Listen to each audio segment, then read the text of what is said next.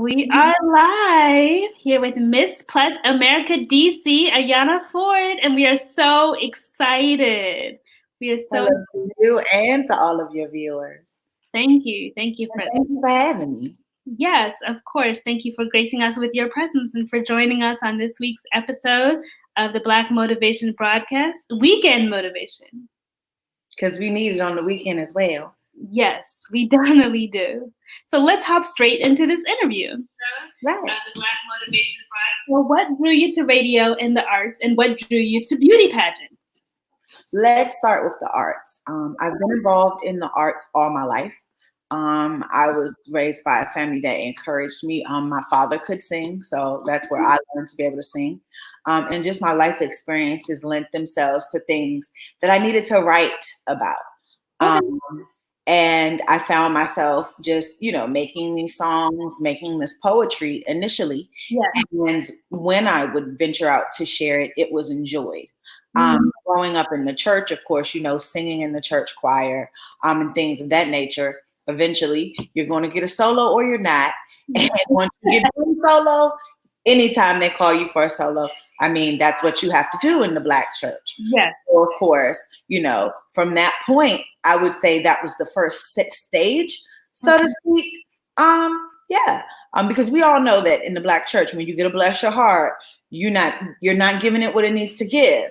And when you get an amen or a hallelujah or something, that is the equivalent of a standing ovation in a religious atmosphere such as that. Yeah. So, I acknowledge that as being my introduction to the performing arts. Now, as it relates to radio, funny. I got into radio in the introduction of podcasts the first time. Okay. This is the second go round for podcasts. The first go round for podcasts, I was actually being interviewed by someone, and we got so much feedback about the dialogue with the conversation, just the chemistry that was there, and how folks would enjoy listening to us talk on a regular basis. So I was invited by that individual to do a show together, and Listen Up Live with Jay and Simply Nay was born. And from there, we were on every Monday, Wednesday, and Friday. Of course, it was internationally streamed on Blog Talk Radio. We were very well received, particularly from the Black LGBTQ community. Yeah. And it was just a great experience. And what I learned is there's so many people who don't have an opportunity to tell their story. And so it became a passion for me. And I personally wanted to make sure that there was a platform for the most marginalized voices. That may not always be the most popular story. That may not be the thing folks feel comfortable discussing, but these are the most marginalized and often silenced and erased individuals that I look to converse with. Yes, that is so amazing and so awesome, because we at Invest Olive LLC, whether it be the Black Motivation Broadcast or through other formats, try and do the same thing to provide a voice to the people who need to be heard and who might not get heard otherwise. Exactly. So what drew you to beauty pageants?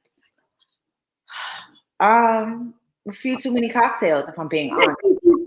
No, just anything I do that's major and different recently has been with a little bit of liquid courage, if I'm just honest. And one therapy session where I'll clear it with my therapist and be like, hey, think I might jump out there. What do you think? So when I applied for Miss Plus America, well, this is something that has been on my heart. So let's start with the first time I ever engaged any pageant system, period, was to run for Miss DC. Yes.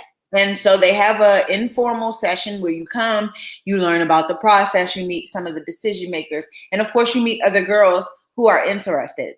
For those in the HBCU community, it's similar to a rush. To those, like things like that. For those who are in a church, it's similar to do church orientation. We had some level of that experience. Okay. And so I went in, I was very excited. I'd done my makeup, all the things you expect to do. And immediately noticed I was the biggest girl there. Biggest girl there, and probably one of 3 Black girls. Oh no. And I'm an 8th generation native Washingtonian. Right. I'm from Ward 8. So I'm not used to going to spaces that are not predominantly Black. I've been in spaces, I can navigate those spaces. Yes.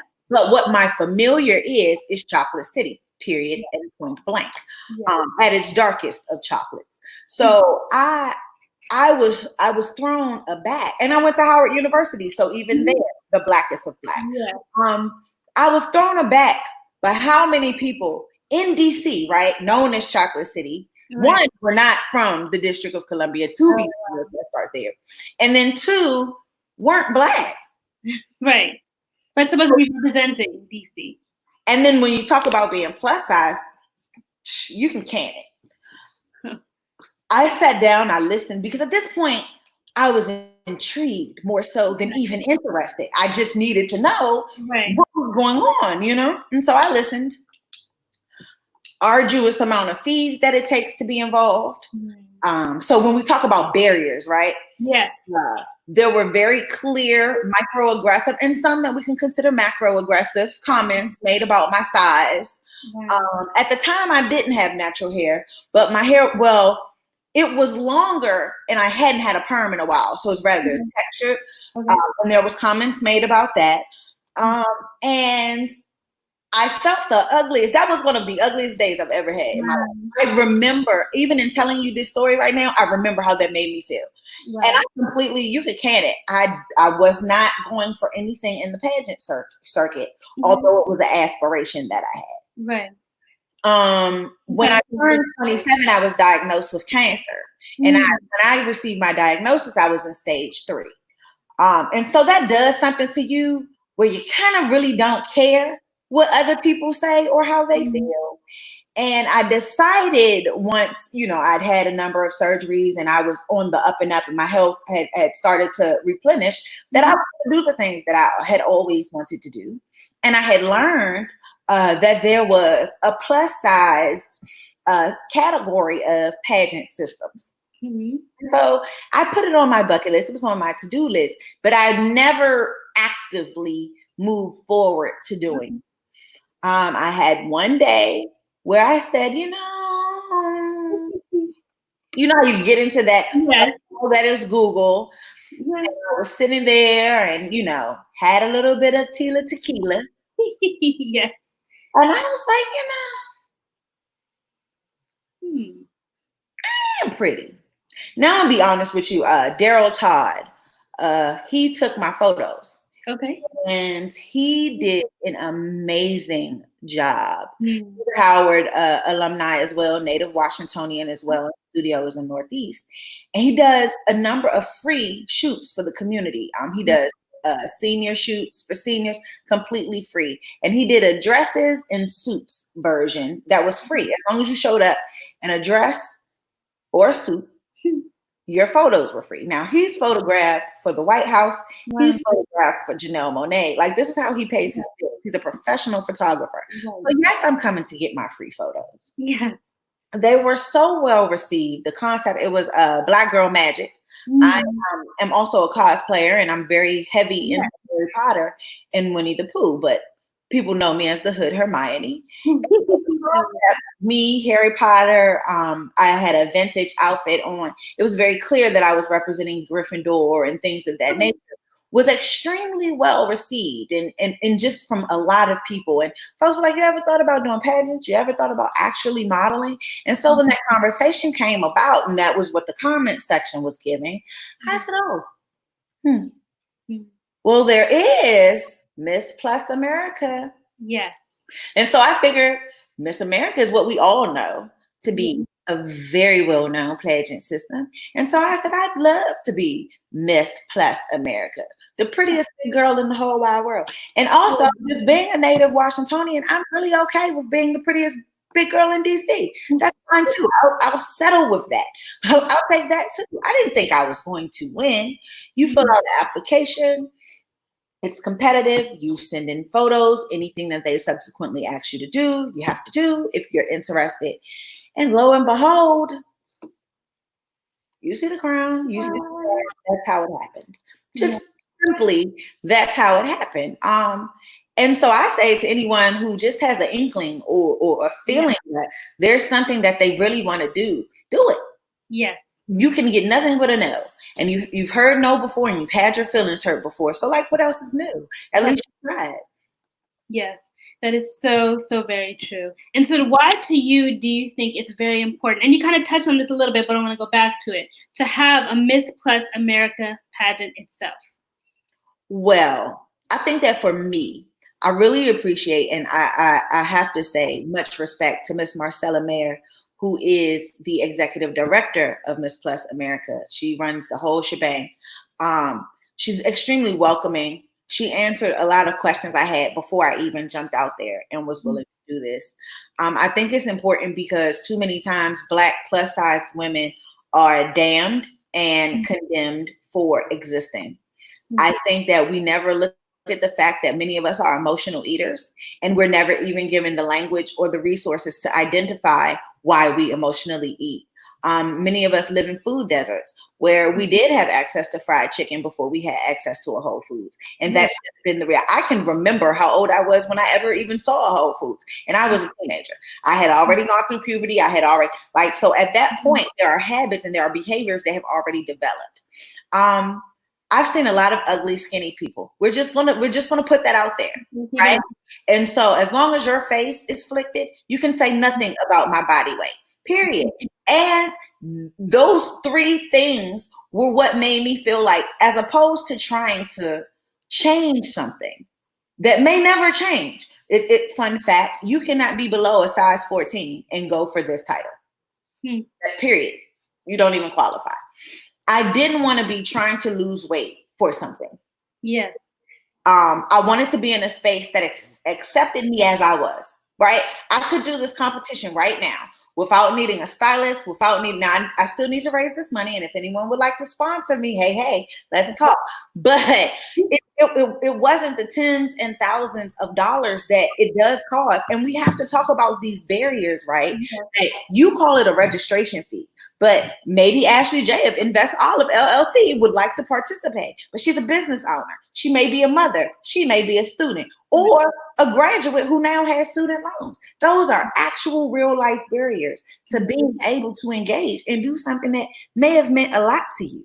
And so being able to have this avenue, being able to be encouraged to be myself, right as I am right now. I said, oh, you need a size 14? I'm about a 16, 18 right now. Let me usher myself right on in and apply.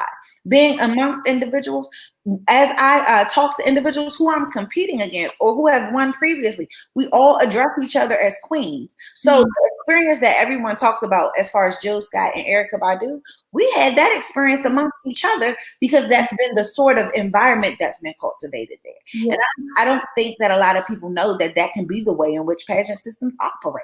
Right. And so it's been important for me because it's been valid for me. I've never felt beautiful. And honestly, there are people, if we're just being transparent, who didn't pay me any attention before I got this crown. Right. And I've been just as talented, just as involved in social justice work, just as networked and connected, just as entertaining, just as plus size and just as pretty. But now, you get a crown and everything changes. Yes. Well, we're not going to change this because they changed that. Period, boo. Yes. So what are 3 of your favorite moments from your career to date, whether it be in radio, in pageantry, or in the play that you produced? 3 of my favorite moments today. Oh, I have so many. Number 1 favorite moment. My young people mean the world to me. Yes. And I often say my work is shown through them. So I have a young person. Their name is Martez Gaines. They got their master's in education this past week. But they also got an opportunity before Corona to travel in the 400-year return. And so they sent me a video of the African sunrise. Wow. I don't have a passport, and I'm 30 plus. I have a 30 and over club card. I will not age myself, but I'm grown. I should have a passport. I don't. And so for one of my young people to be able to go there and to be able to show me an African sunrise that I may never be able to see, especially now with Corona, right? So to be able to look back on that. Yeah. I can only think of the color purple when someone says, my children's in Africa. Yeah. That hit my heart. That's And I was overwhelmed like I was in Africa. One, great videography, thank you. But two, like it was so amazing. He's from Baltimore. Right.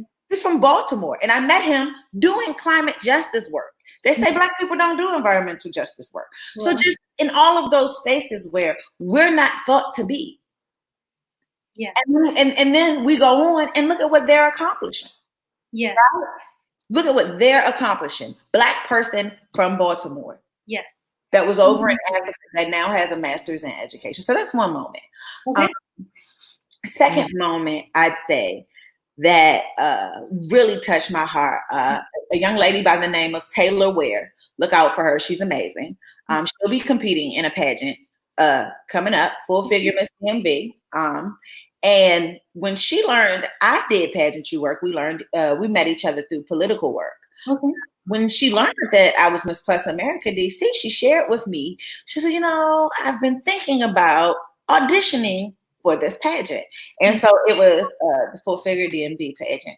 Yeah. And I said, go ahead and do it. And she shared with me after she went ahead and did it, and they've selected her. So at some point, she'll be competing when the world decides to open again.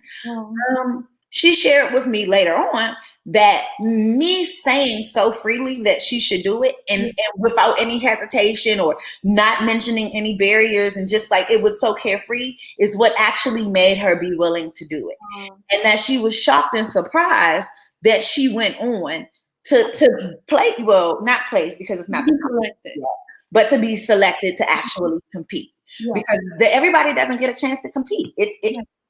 Millions of people from DC can ask to be what's considered a delegate and represent DC. Only one person is going to get that crown. So that was the second one. And then I think the third for me, a proud moment for me that just continues, and we're going to cross our fingers like this and pray to whoever we believe in, even if we only believe in ourselves, and doing a trauma-informed work with youth and their families in Ward 8, which is the most traumatized, most impoverished ward in the District of Columbia. The Future Foundation has existed since 2012, and I've served as the executive director here in that entire time.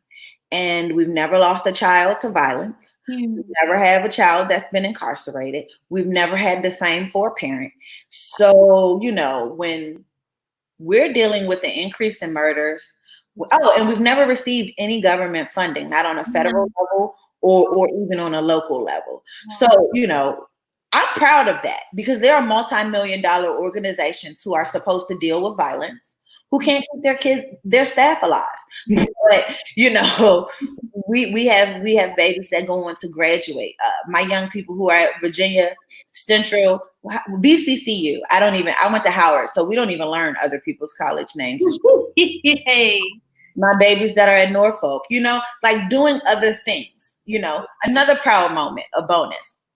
I had a young student who wanted to, now my students who are grown, I will use their name. My students who are not, I will not. Confidentiality, folks. Right. That's how that works. I had a young student who had gone to Howard University Middle School. Okay. Now, I went to Howard before they even had a middle school. And so he shared that because I went to Howard and because he went to the middle school, he was thinking he really, really, really wanted to go to Howard University. I'm not going to tell him not to go to the Mecca. Right. Yeah. Sure. And this is the first time my students had ever been like, you went there like it meant something. Right. I'm like, yes, I did go. And I don't mean go to homecoming. I mean like actually attend and have a student ID number and the like. Yeah. So I was excited, we cheered him on, anybody I knew from Howard, anything I was doing with my old networks, introducing him, things of the nature. Got to be May of his senior year, and he said, Miss Aiyi'nah, I am not going to Howard. Oh. Right? Oh. And okay. And so, okay. It was a little heartburn, but I had to catch myself because this was his dream. And I asked him why. I wanted to hear from him. What had caused this? Right. What did I learn? He said, well, Miss Aiyi'nah, you have done a lot of talking about what it takes to be successful in college as opposed to just going. and how you wish someone had taught you what you needed to do in order to be successful in college, the money you need. You know, you have to have a job. Just things that go with it's not just being smart. Yeah. He said, and to be honest with you, if I go to Howard, I'm still in DC and I'm still very close to everything I already know. Mm-hmm. And I'll be asked to babysit, and he just started running down these adult responsibilities that he has had almost all his life. Yeah. And he really wants to go learn. And this is the opportunity for him to just not have to do any of that. Right. So he went to school in Virginia. Mm. He's a sophomore there now, about to go into his junior year.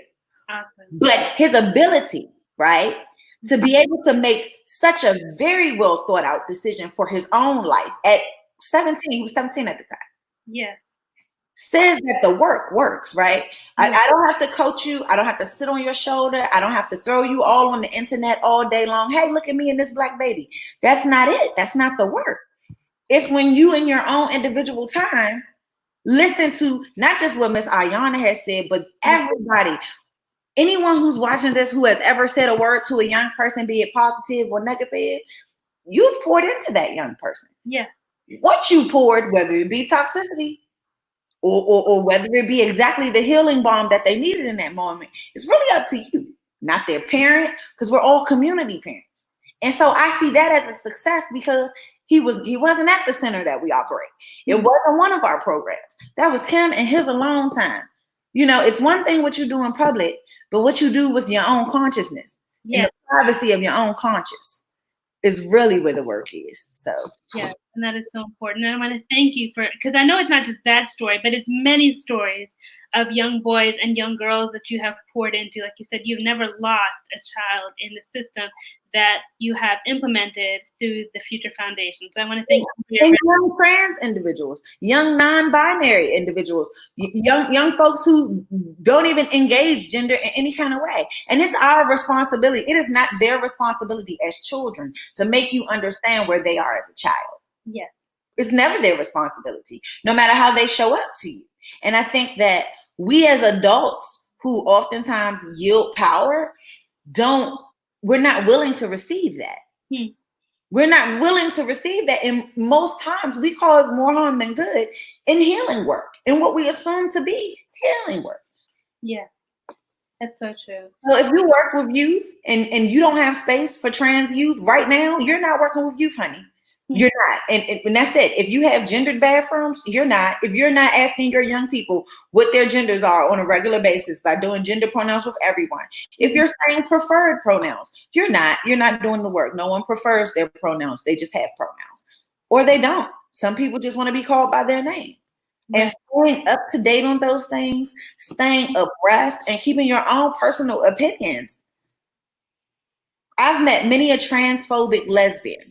So many people assume, oh, you're gay. You love trans people. There are a lot of transphobic LGBT people, queer identified people. Right. So knowing those things are important when you're engaging a young person who has yet to decide, am I a member of the LGBTQ community? You know, how do I identify? How do I want to show up in my full self and practice my individual wellness? You know? Yes, I do. And Kai Jarvis says, do the work. Do the work.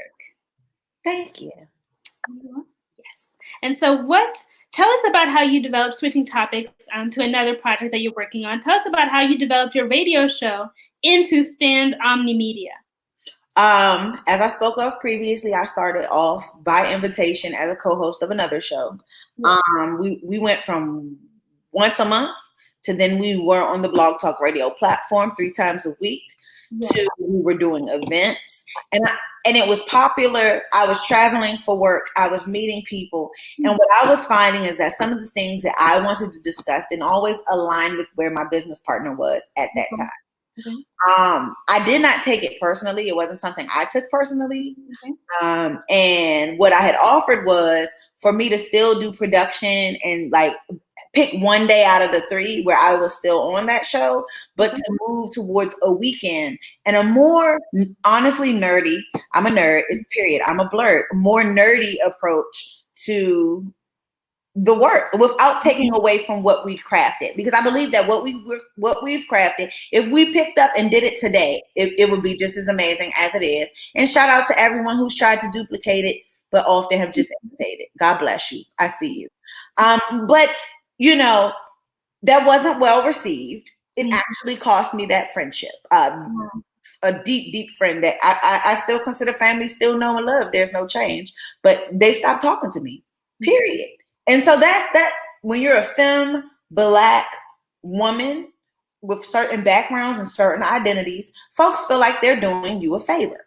And in the moment that you speak to what your needs are, and that becomes a problem with someone, you never need to be in relationship with them at all. This crayon wants to jump and commit suicide, and I can't. That's not, you know, like, and so I learned that the hard way. And I took that like someone died. I took that like a divorce. I took that like a breakup, and we were just friends. Yeah. The closeness, and because I didn't see what I had done wrong. I wasn't saying, hey, I'm leaving you out in the wind. I was saying, I need to change the way I engage business for these reasons. Yeah. And that should have been simple. Yeah, so that was a problem. And so I went on to do my show, and I was having to start from scratch because what I thought was going to be an expansion, right, ended up being a separation. So there were individuals in real life who felt like they had to pick a side. Wow. You don't ever have to pick a side when we're grown-ups, but there were people who felt that way. And so in that same regard, I did the show and I had so many interesting guests. And what I learned from a lot of my guests were that they really wanted to have a show. They didn't want to talk for an hour. They had stuff to say and no one had ever asked them. And more often than not, they wanted their own show. Oh, no. So I was like, what if I created this platform for folks to actually have their own shows? You don't have to pretend like you really just want to be interviewed. You know, like you don't have to be my guest. You can actually do it. And this platform can be used. At this point, we had been on for a really long time. We were heard in about 100 or so countries. And I felt it to be an amazing opportunity. And people agreed. What I've struggled with, because I don't want to celebrate Stand Aiyi'nah Media and not talk about real obstacles we've had. We've had our system hacked, where every show I've done from like, I want to say 2012, from like back is gone. Wow. Back up your work, y'all. If you're paying someone to be your server and host your stuff, back up your work. Yeah. We have had so many guests with so many interesting backgrounds that I felt like oftentimes as being my guest, I was tokenizing them, you know? And that sometimes, so for example, we have a show called Capital T. Capital T talks about trans issues. Okay.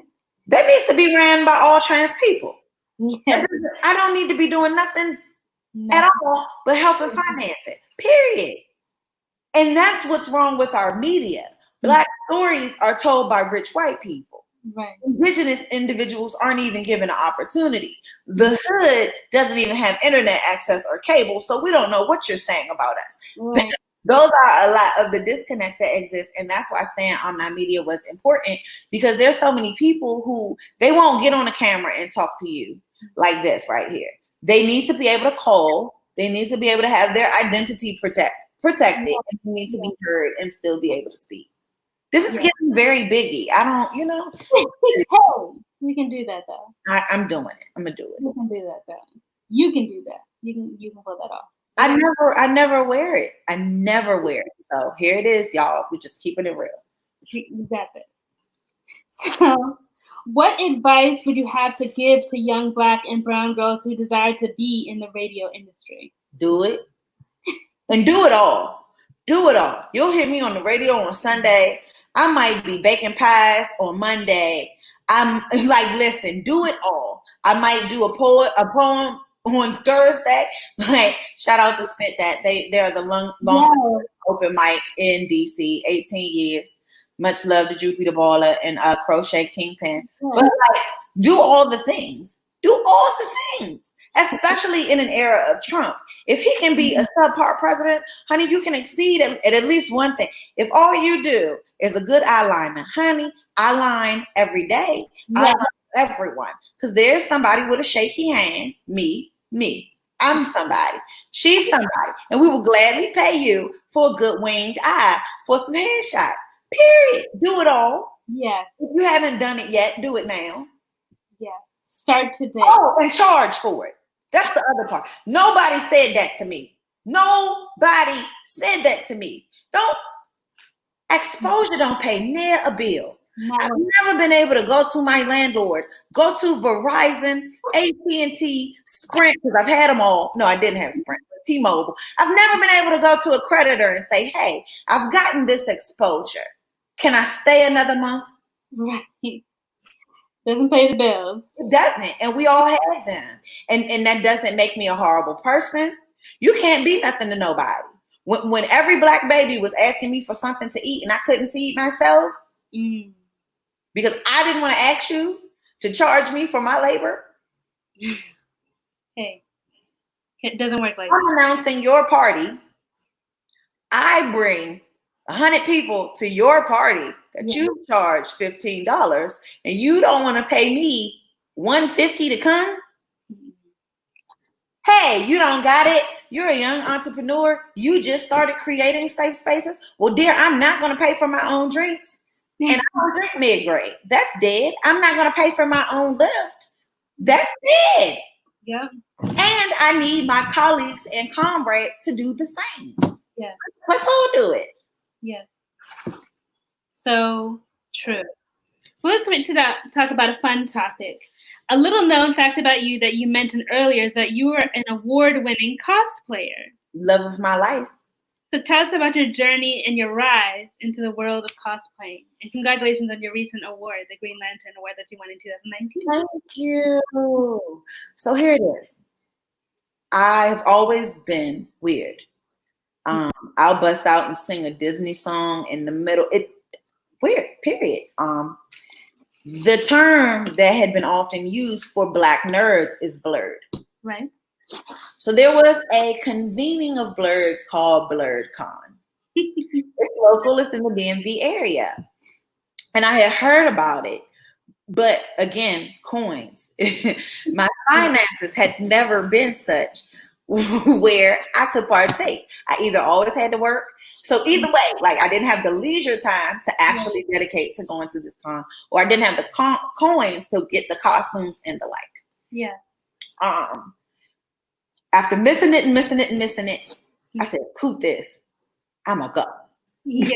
I'ma go. I'm going VIP. I'm doing all the things." So I planned my outfit. I went, and again, I've only been cosplaying for a year, and I've won 3 awards cosplaying in a year. And it was heaven. It was a bunch of Black people that were just as weird, if not more weird than me. Hey. Yeah. And Estelle was there. Who doesn't love Estelle? If you don't know, Estelle is the voice of Garnet on Steven's Universe. So she was there. And so I was like, I'm going to go see Estelle. If nothing else, I'm going to get an autograph from Estelle. But I ran into Steve Urkel. Oh. Not Jaleel White, but someone cosplaying. I ran into someone cosplaying as Blank Man. I ran into 3 princes. It's on my Instagram. Follow me. It was so affirming. Yes. To see Black Power Rangers, 5 and 6 sets of Black Power Rangers, not one. Yes. To see a circle of Spider-Men who were all doing the swag surf. Like, it's the nerdiest, blackest shit in the whole entire world. And I belonged. There was burlesque for nerds. There were kinky cosplay meetings for nerds. There was just all of the things. The only thing that was explicitly missing was a space for locks and cosplay. So I became a locks and cosplay ambassador because everyone at the time I did Rainbow Bright, and I'm known for the rainbow tail in the back of my head because people I don't look like I'm gay, so obviously that'll help, huh? Right. Help you. And I would get stopped by people who had natural hair or wanted to have natural hair, but often did wigs for cosplay purposes. Right. And I told them, you have a good loctician and a good colorist, you can keep your locks. I always cosplay with locks, even lock wigs, like that's my effect.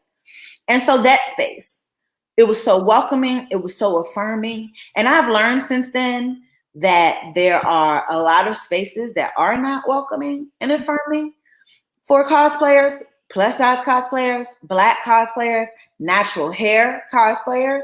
But the joy I get when I just wake up and I'm dressed as Donatello and you're looking at me in the Target and I done made your daughter's day.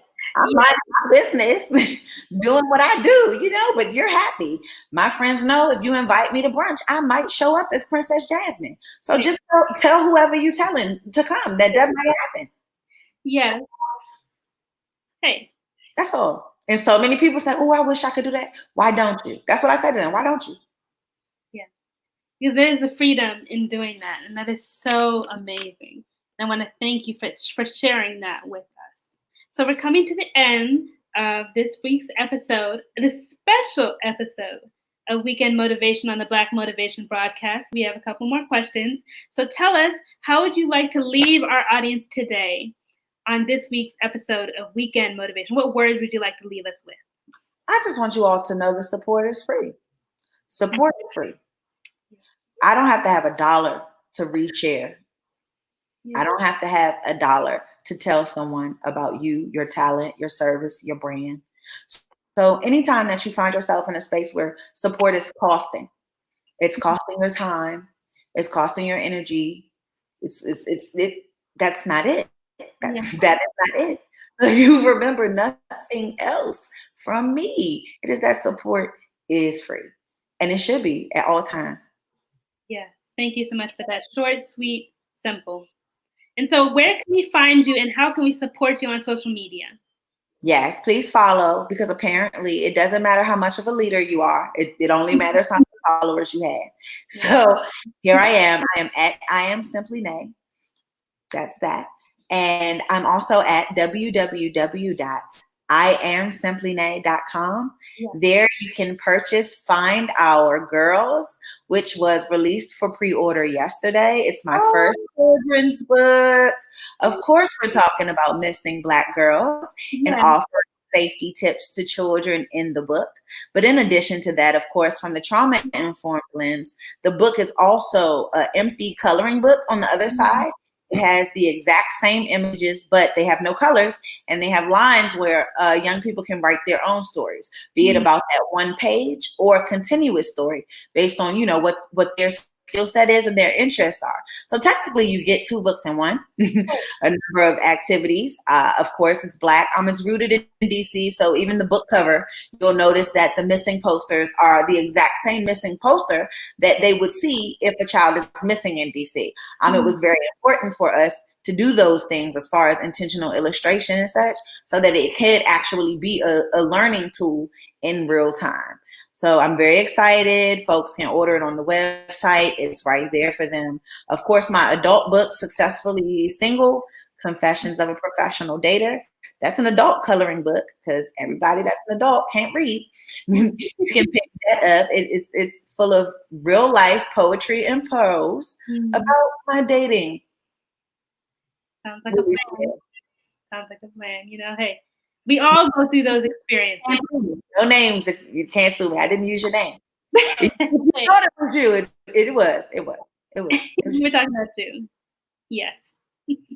Well, thank you so much, Aiyi'nah Ford, for joining us on this week's episode of Weekend Motivation. I know that you inspired someone, whether it be to start a radio show or to enter into a beauty pageant or to just stand up for the children that we impact and we see every day. So I want to thank you for that. Thank you for the work that you've been doing and the work that you will continue to do in the future. Thank you for having me. And anytime you need me back, I'll be there. Yes, we will definitely have you back. So this has been an episode of the Black Motivation Broadcast. And I want to invite you publicly on my show. Oh, thank you. We have to have you on the radio, right? I can't sit here and say support is free and not support Invest Olive LLC. Thank you so much. I want to extend that invitation publicly. Thank you. I would definitely graciously accept that invitation. Thank you. Yay! Yes. So this has been an episode of Weekend Motivation, y'all. We are out. Thank you.